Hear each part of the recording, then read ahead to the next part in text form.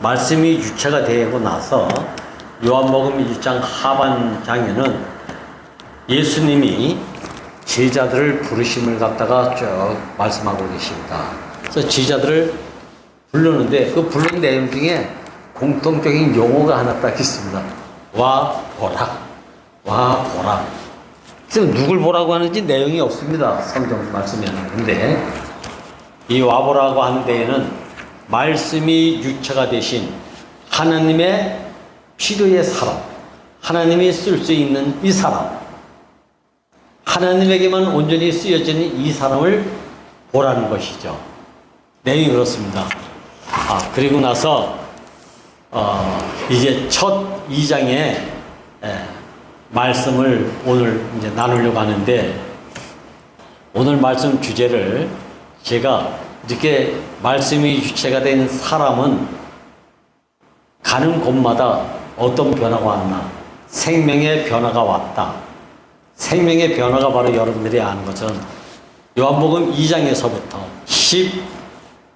11장까지 쫙 그 예수님이 행하신 기적들이 있습니다. 뭐 잠깐 말씀을 드릴까 말까 시간이 2장에서는 갈릴리 가나 혼인 잔치집에 물이 포도주가 되는 역사, 크게는 3장에서는 니고데모에게 거듭나야 되겠다는 말씀, 4장에서는 수가성의 여인을 두고 예배를 어디서 드려야 되겠습니까? 라고 물을 때에 예루살렘도 아니고 무슨 그림산도 아니다. 아버지께 예배 드릴 자는 아들로 예배를 드린다. 그러니까 아버지와 아들의 관계가 첫 예배다. 그리고 5장에서는 38년 된 병자가 물이 동할 때에 그렇게 들어가서 낫는다고 하는데 자기 자신은 들어가지 못하는 것. 왜? 누가 도와주는 사람이 아무도 없어. 왜? 나부터 나야 되니까. 그러니까 이 병자는 들어가지 못했다. 38년 동안 거기 앉아 있었다니까. 이것이 바로 기독 종교 안에 있는 믿음의 생활이라는 것이죠. 안 되는 건 안 돼. 근데 이때 예수님이 와서 일어나 걸어라. 이렇게 된 거 아닙니까? 그리고 이제 요한복음 6장에 가면 여러분들이 잘 아는 것처럼 오병이어의 역사가 나죠. 오병이어의 역사는 다른 거 아닙니다. 여러분들이 훌륭한 사람의 도시락이 아니고 탁월한 사람의 도시락이 아니라 어린 아이의 도시락. 성경에서 말하는 어린아이는 순수함도 의미를 가지고 있지만 한편으로는 쓸모없는 자, 작은 자, 시시한 자, 눈여겨보지 않는 자, 이런 의미가 있다고 그래요. 그러니까 이 어린아이의 도시락에 얼마큼 들었나 하고 도시락을 열어보니까 보리떡 5개와 생선 2마리래요. 이게 오병이어라는 것이죠. 자, 이거는 누가 봐도 5,000명이 아니라 어른 한 사람의 도시락도 점심 때우기가 부족한 도시락.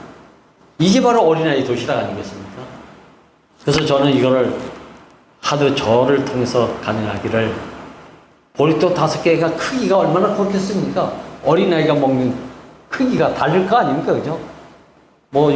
지금 풋빵만 했을까? 그래서 생선 2마리라는데 생선 2마리가 크기가 꽁치만큼 크지 않았을 것 같아. 멸치 큰 거 2마리 정도 됐을까 말까. 이건 저의 간증입니다. 이렇게 시시한 도시락에 가지고 5,000명을 먹이고도 12관지자가 남았다는 기적이죠. 자, 이렇게 먹을 것을 먹고 나니까 7장에서는 생수를 마시는 문제가 나오죠. 이 생수는 어떤 때인가?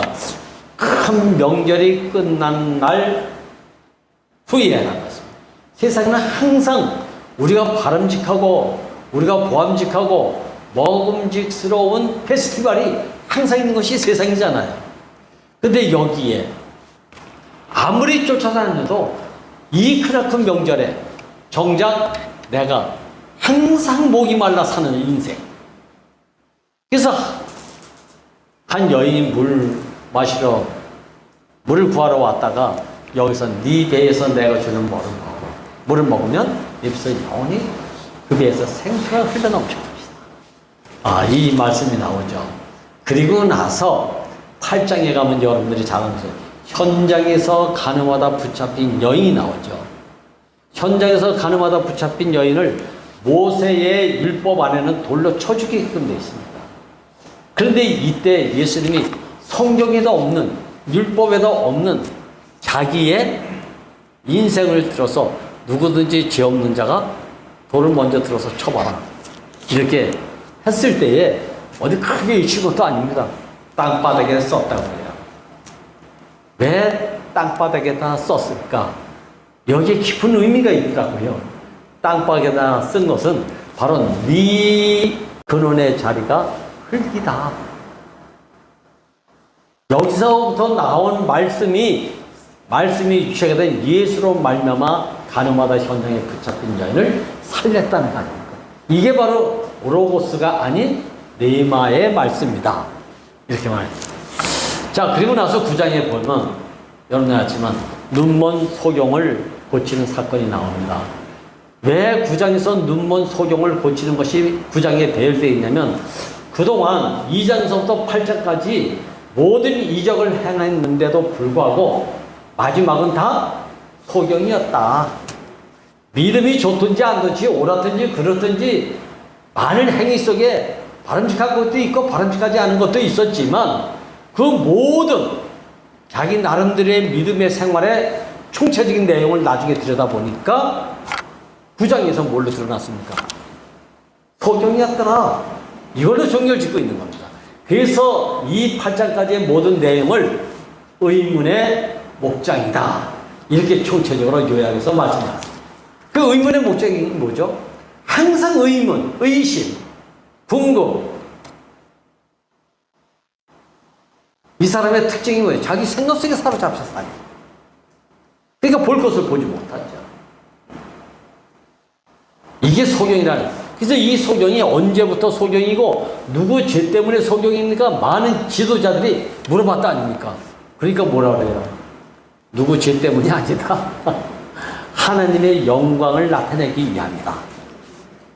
그렇게 얘기했음에도 불구하고 그 당사자 아버지한테 누가 고쳤습니까? 누가 이렇게 했습니까? 묻잖아요. 근데 마지막에 이 눈뜬 사람 당사자가 기가 막힌 말을 했습니다. 난 누가 고쳤는지 모르겠다.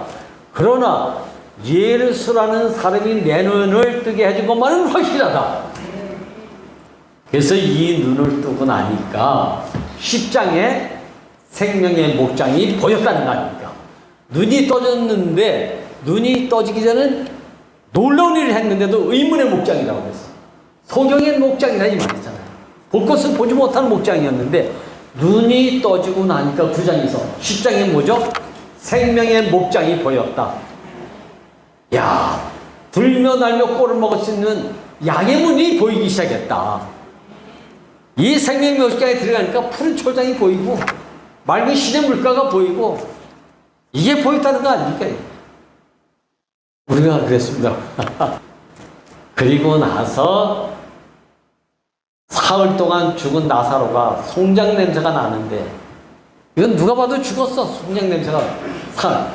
근데 의도적으로 예수님이 사흘이 돼서야 그 집에 갔다고 그래. 빨리 왔으면 좋겠다고 했는데, 이때 죽은 나사로의 상태를 보고 그건 죽은 게 아니다, 잠자고 있는 것이다. 일어나 걸어 나오라. 여기서 죽은 게 아니고 잠자고 있는 것은 뭐죠? 우리가 살아있다고 하는 몸은 가지고 있지만, 이름은 가지고 있지만 분명히 뭐죠? 다 잠만 자고 있어. 잠자는 것은 뭐죠? 죽은 것과 같아. 쓰여질 자에게 쓰여지지 않고 잠잔다. 필요한 자에게 필요로 쓰여지지 못한다. 이게 잠자는 상태라는 것이죠. 우리가 다 이랬던 사람이에요. 혼자만 바빠, 혼자만. 근데 하나님 볼 땐 너 잠자고 있구나. 내 필요에서 한 번도 쓰여지지 못하구나. 왜? 내 필요로 지어졌는데 잠만 자고 있으면 어떡해. 내가 부를 땐 와야 되고 가를 땐 가야 되는 게 피조물 운명 그 존재로 지어졌는데, 너는 떠들어라, 나는 잔다. 이러면 어떻게 되겠어? 연합된 생명의 변화 첫 시간, 갈릴리 가나 혼인집에 포도주가 떨어져서 근심이 가득했어. 근데 여기에 물이 포도주가 됨으로 인해서 근심을 기쁨으로 회복시켰다. 그래서 혼인집의 근심을 기쁨으로 회복시키신라는 주제를 가지고 짤막하게 나누려고 합니다. 여러분들이 다 아는 것처럼 갈릴리는 이스라엘 중에서도 가장 변방에 있는 동네입니다. 동네. 그래서 이 갈릴리는 그런 동네도 있는지 없는지 자기네들 땅임에도 기억이 잘 없는, 옛날에 강원도 어디 저기 영월 정선 이런 데는 소위 사대문 안에 사는 사람들에는 있는지 없는지도 잘 몰랐을 정도로. 그럼 변방 중에 변방이라는 것이죠. 그 변방 중에 변방에서도 가나라는 말은 아주 보잘것없는 가난한 그 집이라는 걸 말하는데, 이 가나라는 말은 상한 갈대라는 의미를 가지고 있다. 꺾여지기 쉽고 부러지기 쉽고 밟히기 쉬운 그런 이름이 가나라고 하는 이름이에요. 그러니까 변방 중에 변방에서도 찌질이 못 산다고만 얘기하면 안 되고, 이거는 직업을 인정을 받지 못하는 그런 상태. 그러니까 그 집에서 혼인잔치를 베푼다면 먹어볼 게 뭐 있겠습니까? 그게 이건 잔치집도 아니죠, 사실은. 근데 이 집에 제일 먼저 예수님이 말씀이 육신이 된 이후에 첫 번째 초대를 받았다고 합니다. 그러니까 저는 이걸 보고 예수님 말씀에 육체가 되신 분으로 일장에서 우리가 기쁘게 나눴잖아. 그러면 그 정도 인품이고 그 정도 사람이라면, 그렇게 영광스러운 사람이라면 내노라고 할 만한 명문가의 혼인집에 초대를 받아야 되지 않겠습니까? 와서 주례 좀 서주십시오, 이럴 정도로. 근데 예수님이 첫 번째 초대받은 곳이 어디라고요? 사람들 지옥세계 잘 가물 있는지 없는지 잘 모르는 갈릴리 지방에서도 가장 못 사는, 밟히기 쉬운 사람 밟으면 밟혀요. 꺾으면 꺾여지고 쓰러뜨리면 쓰러지고, 이런 집에 초대를 받았다는 얘기는 예수도 별일 없는 사람이었었다. 이건 저의 간증입니다. 근데 틀림없이 그랬을 것 같아요. 틀림없이 역사적으로 보나 지금으로 보나 사실이었겠다. 이걸 너무 미화시켜가지고 그런 촌집에서 이적을 일으키면 예수가 막 부상이 될 것 같았는데, 그거 했다고 해서 결코 이름이 부상되지 않았습니다. 소문나지 않았어요. 이건 지금 사도 요한의 개인적인 기록 속에 이게 우리에게 전해질 뿐입니다. 근데 이것을 아무도, 그 집은 그렇게 가난한 집이라고 해도 이런 집에 초대받은 예수는 그런 집에라도 갈 수밖에 없었다라고 이렇게 전해지고 있습니다. 이렇게 말씀하고 있어요. 근데 그게 아니고 예수도 갈릴리 가나 혼인잔치집과 같은 자기 존재의 이치가 그런 사람이었기 때문에 거기 가지 않으면 안 되는 그런 사람이었다는 걸 여기서 보여줬으니까 동병상련이죠. 이 구속복음 안에 와보니까 그래요. 보니까 그래서 여기에 잔치 도중에, 동네 잔치면 동네 사람들이 뭐 많지 않았겠지. 촌동네 중에서도 아주 못 사는 동네니까 동네 사람들은 많이 없었을 거야. 아마 몇몇 사람이 모였는데, 이 몇몇 사람 모인 데서 먹다가 마시다가 포도주가 떨어졌대. 그럼 어떡합니까? 이게 뭐 이래가지고 사람을 불러놓고 뭐 잔치라고 이랬어? 우리 그랬을 것 같아. 충분히 어머니가 아마 그랬을 거야, 마리아가. 그래서 자기 아들에게 와가지고 지금 이 집이 포도주가 떨어졌는데 어떻게 하면 좋으냐. 근심에 근심이 더해진 상황이 연출되고 있잖아요, 지금. 진짜 참 답답했을 거예요. 어디 술 구할 데도 없어. 그 구해내러 다녔다는 얘기도 없어. 필요 없이 돈이 없었을 거야. 예상으로 가져올 신용도 아마 떨어졌던 것 같아. 지금 같은 카드라도 긁어 이러면 될 텐데 그럴 것도 없지. 상황이 참 안타깝고 너나 할 것 없이 아주 딱한 상태 아니겠습니까? 여러분 이런 경험 해보셨어요? 이런 경험 있을 거야 아마. 근데 예수님이 어머니가 그렇게 얘기하면 어이구 그래 하면서 빨리 나서해 줘야 될까요? 지가 할 수만 있다면. 근데 예수님 대답이 또 진짜 징그러워 이런 대답하는 예수님. 여자요. 물론 여기서 여자라는 건 낮춘 말이 아니에요. 여사라는 얘기라. 여사. 여자요. 그게 나하고 무슨 상관이 있습니까? 제일 먼저 대답하는 대답이 이 대답입니다. 이 허패 뒤집어지는 소리죠. 그죠?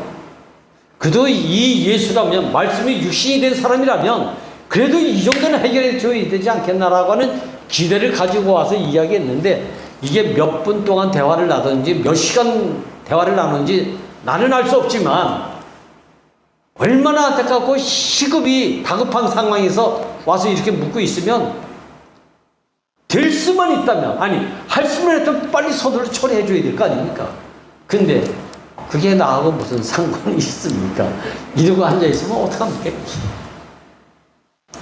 저는 하나님 하신 일이 거의 다 이 때를 기다리는 것 같아요.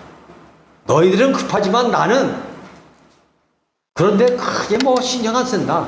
네가 내 필요에 의해서 쓰여지는 사람이냐 안 쓰여지는 사람이냐 지금 와서 보니까 간접적으로 우리에게 이것을 시사하고 있는 거예요. 보니까 잔치집에 포도주가 떨어져 안 떨어졌는 얘기 그 잔치집의 사정이지 하나님의 사정이 아니잖아요. 실질적으로 하나님은 네가 너라는 존재가 내 목적과 필요에서 지어졌으니까 넌 내 목적과 필요에 의해서 살면 되지. 그런데 연연해서 네가 매여 살 자가 아니다라는 것을 첫 번째 갈릴리 가나 혼인 잔치집에서 지금 말하고 있어요. 야, 이 구석보고만에 와보니까 이게 그렇게 중요하게 여기지 않았는데 이게 확 필요하다 보이는 거예요. 아, 하나님 필요가 무엇인지, 목적하신 바가 뭔지, 우리를 지어놓고 뭘 지금 요구하고 계시는지, 아, 이게 밝히 보이지 않습니까? 이야, 난 오늘 이 말씀이 제게 물이 포도주가 됐는지 안 됐는지 그건 알 수 없는 일이에요. 저는요. 아무리 지금도 연구해도 난 모르겠어. 여러분들 이해됩니까? 믿습니까? 그러니까 믿습니까? 물이 어떻게 포도주가 돼? 세상 천지에. 그게 만약에 그때 당시에 그렇게 이루어졌다면 지금도 물이 포도주가 되는 사건이 일어나야 되잖아요. 안 일어나잖아. 이게 신화 같은 얘기죠. 근데 한 가지 분명 것은 야, 그래서 그런 일을 하냐 못하냐 떨어졌냐 안 떨어졌냐 네가 뭐 상관할 게 뭐 있냐. 너는 나 필요에 의해서 쓰여지면 됩니다. 이거 아닙니까? 이 말씀을 여러분들 깊이 아시기 바랍니다. 우리 할 일이 얼마나 많아요, 세상에 가면. 근데 하나님이 보시기에는 나를 지으신 것은 그런 쓰잘데없는 곳에 허비하지 마라, 소모시키지 마라, 콩나라 팥나라 뭐 이러니 저러니, 아유 진짜 잡다한데 얼마나 많이. 가만히 생각해보세요. 여러분들 지금 여지껏 자기 나름대로의 나이 먹기까지 내놓을 만한 게 뭐가 있는지 한번 내놔보세요. 전부 엉뚱한 거 가지고 살았던 것 같아요. 엉뚱한 거. 그 엉뚱한 거 가지고 허비하면서 목숨 걸고 그렇게 살았던 이 나날들이 우리 생활 아니었습니까? 그리고 빈돌 항아리가 몇 개입니까? 6개래, 6개. 6은 피조물 인생에 지어진 상태, 피조물의 상태를 말하고 있습니다. 그러니까 6개의 숫자가적인 빈돌 항아리가 아니라 인생은 누구든지 다 피조물 형상의 빈그릇 인생으로 지어졌다. 근데 이 인생에게 뭐가 없다? 포도주가 떨어져가지고 많은 사람에게 기쁨을 나눠주지 못하는 사람이 사는 걸 보니까 네 한계가 끝나야 되겠구나. 이걸 또 여기서 한 가지 보여주는 거 아닙니까? 이 한계가 끝나니까 맹물을 부라 그래요. 맹물은 그냥 맹물이 아니라 순수함이죠. 그동안 네가 섞여진 누룩으로 말미암아 빚어진 술을 너희들이 먹었지만 섞여진 걸 다 먹었어 우리는. 그래서 섞여진 술 먹으면 머리가 아파. 먹고 나서 휴증이 있어. 근데 맹물이 포도주가 되는 사건은 뭐가 가미가 안 됐어. 순수하게 예수님이 축사가 되니까, 말씀이 유체가 된 사람이 개입이 되니까 맹물이 포도주가 됐는데, 이것은 부속복음 안에서 와보니까 우리는 다 자기 것을 채우기 바빴던 사람이고, 자기 좋은 것을 채워가지고 뭔가 모든 사람에게 보여주기식 삶을 살려고 했던 사람은 아니겠어. 보여주기식 삶을 살려고 했어. 시건방이지, 시건방. 남에게 잘 보여주면 뭐합니까? 내 안에 실속이 없어. 집이 들어오면 허탈해. 공허하고. 그래서 여기 맹물을 부라고 했던 거예요, 맹물. 맹물은 천연수 아닙니까? 그냥 말 그대로 생수 아닙니까? 섞여지지 않은 생수.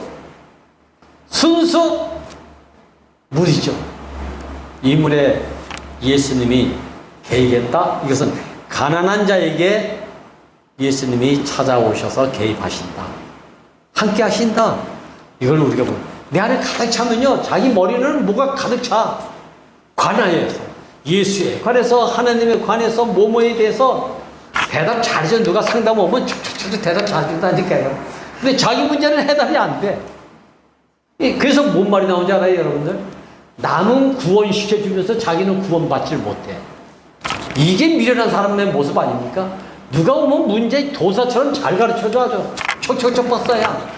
근데 자기 문제는 정작 하나도 해결된 게 없어. 이 비극이죠, 이게. 속아 사는 사람들이 아주 정연적인 모습. 자기 문제는 자기도 해결 못하면서 남의 문제는 얼마나 잘 고쳐주는지. 그래서 구원은 국민 누구에 대해서 시켜줘. 근데 자기 자신은 정작 구원이 없는 사람. 이 비극이잖아요, 비극. 근데 여기에 맹물이 포도주가 되고 나니까 손님들에게 그다음에 갖다 주는데, 이 포도주를 먹어보니까 뭐라 그랬습니까? 이렇게 좋은 포도주를 왜 지금 내놓느냐? 진작 내놓지. 갈수록 더 좋은 포도주가 나오더래. 야, 익어간다는 말이 이 말이고, 잘한다는 말이 이런 말이고, 성숙에 이른다는 말이 이 말이 아닙니까? 같은 생명이라도 자라야 되지. 성숙에 이래야지. 향기 나는 열매가 돼야 되지. 풋열매 먹이면 열매는 열매인데 덜 익어서 토사가 일어난다는 거예요. 나 스스로 일었을 수도 없고, 꺾인 것을 전모시킬 수도 없고, 아무것도 할 수 없을 때에 어느 날 목사님 전화가 와서 잘 살고 있냐? 목사님 신나기 전에 제발 살려주세요. 살려주세요. 잘 살고 있구만. 그러더니 다음부터 누구 만나봐라. 누구 만나봐라. 이리 끌리고 저리 끌리고 구체적으로 당신이 내 인생을 관여하는 그 하나님을 제가 만났습니다. 이 한 사람을 만났습니다. 그때 그 만날 때 처음에는 원하지 않는 사람을 만나라고 하니까 속이 상했습니다. 안 만나러 갔더니 우리 집으로 또 찾아와서 어떻게 향점하고 연관이 돼가지고, 그래서 거기서 눈물을 흘리면서 제 사정을 쫙 고백을 했다니까 만났지. 그랬더니 이 형제가, 이 목사님이 대구교회에서 버림받아 왔지만 나에게는 하나님이 보내주신 선물입니다. 이게 저의 숨통이 되기 시작해요. 궁창이 되어져서 이렇게 끌려 산 것밖에 없는데 오늘 이 전주교회가 왔다. 포도주가 있는 곳에 제가 왔다 이 말입니다, 지금. 그래서 제가 함께 먹고 마시면서 사십시다. 제 인사말이 이거였어. 난 여러분들 도와줄 수 있는 사람이 아닙니다. 포도주 떨어졌다고 포도주 만들어줄 수 있는 사람이 못 됩니다. 있는 것이 있으면 좀 나눠달라고 할 사람이라니까요. 그러나 함께 먹고 함께 마실 수 있는 이 교회로 나를 보내주신 하나님이 얼마나 감사한지 모르겠습니다. 난 예수가 거기 가고 싶어서 갔던 사람이 아닐 것 같아. 갈릴리 가는 혼인잔치에 당신 고라스니도 그러니까 그런 집에 가면 더 비참해질 거 아닙니까? 더군다나 말씀이 유체가 됐다는 얘기를 요한복음 1장 14절에서 그렇게 영혼스럽게 은혜와 실제가 충만하다고 했는데, 그 은혜와 실제가 충만한 사람이 하필이면 누구 말도 예루살렘에 가서 붕해라도 붕해를 해야 되지. 이름도 없고 빛도 없고 몇 시간 마셨다가 떨어지는 가나뱅이 잔치집에 가가지고 오히려 포도주가 떨어졌대, 어떻게 하면 좋지? 이런 얘기를 들어야 되는 예수가 얼마나 비참하겠습니까? 자기 자신이. 내가 왜 이 집이 왔지? 초대받아 왔다는 집이? 그랬을 거 아닙니까? 근데 여기 와보니까 저에게는 진짜 과분합니다. 뭐 다른 데서 뭐라고 하고 뭐 어쩌고 저쩌고 얘기가 있어도 저한테는 진짜 과분한 전주교입니다. 난 여러분 한 사람이 귀합니다. 없으면 안 되는 사람입니다. 지혜가, 나는 우리 엄마 아빠를 나는 부끄러워하지 않습니다. 엄마 아빠가 유일하게 하나님이 부르심에 그렇게 이끌려 사는 삶이 내 눈에는 영광스럽게 보였기 때문에 나도 이 길이 부끄럽지 않고 이 길을 아빠가 가신 길, 엄마가 가신 길을 따라 살겠습니다. 이 간직에 저는 뿅 갔습니다. 그러면 됐지. 그러면 됐죠. 우리가 만나는 이유는 이것 때문에 만나는 거 아닙니까? 이것 때문에 말씀을 나누기도 하고요. 오늘 혼인집의 근심을 이 사람으로 하여금, 이 사람들로 하여금 기쁨으로 회복시켜주는 이 구속복음이 와서 이제 쓰잘데없는데 신경 쓰지 맙시다. 관여하지 맙시다. 당신의 목적과 계획과 필요에 의해서 지어진 유일한 목적만을 향해서 다른 받지 않는 현대가 있는 사람, 이 사람으로 살기를 갈망하고, 이 시간이 너무 저에게는 너무 은혜가 됩니다. 여러분들의 은혜가 차고 넘치기를 갈망합니다.